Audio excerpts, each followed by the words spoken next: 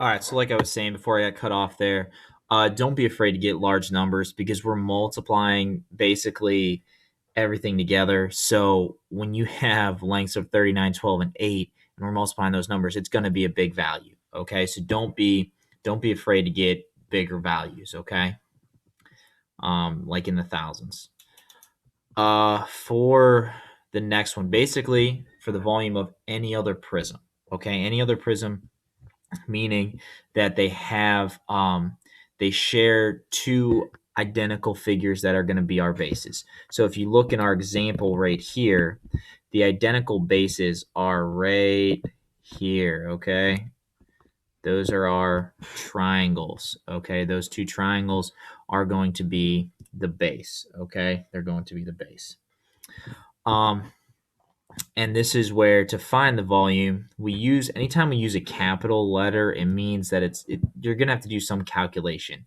So the big B here is the area of the base. So if we have, like our example up here, the base is a triangle, so we'd have to figure out the area of that triangle, okay? And remember, the bases are going to be basically two planes that are parallel to each other, okay? So they're going to be parallel, they're not going to intersect at all. So that's how you're going to be able to tell that it's the base. So those two triangles are parallel to each other. They're not going to intersect. They're parallel planes. So those are the two bases. All right. So for this, guys, I don't like number 4. I think it's a little bit confusing when you're looking at it there. So what I want to do is I want to move on to number 5. Okay. Move on to number 5. So skip number 4.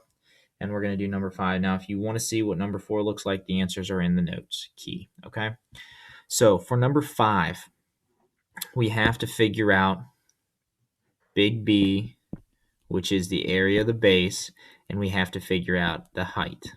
Okay, so we're looking for two planes that do not intersect. Okay, so this is where our bases are going to be, because every other plane intersects except for these two triangles right here and the other one, which is back here. Okay, so those two triangles, that's our base right there. So I'm going to erase that so we can figure out what's the area of that. So to do that, we have a triangle. Our area formula for triangles is 1/2 base times height, or base times height divided by 2. So when we do that, we have to figure out, first of all, what's our base, which our base is 11. Our height is going to be, so that's our base right there. Our height is going to be 5.4.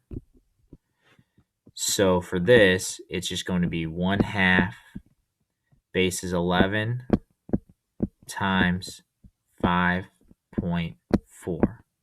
And when you do that, you should get an answer of 29.7. All right, so 29.7 is our big B in the formula. It's the area of the base. Now the height, and this is, just be very careful with this, okay, for our H, because we're like, oh, wait, there's an H here and an H here. What's the difference, okay? The difference is this one is just this H right here. Oops.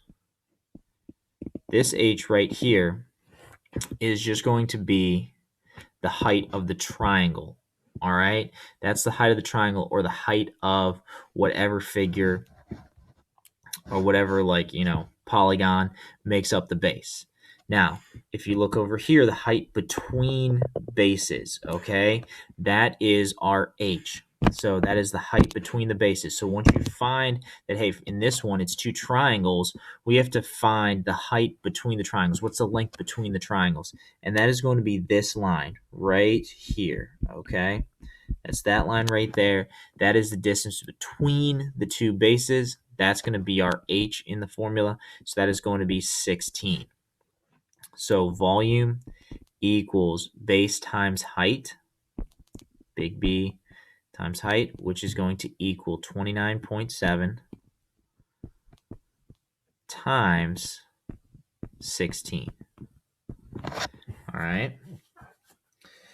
So when we do 29.7 times 16,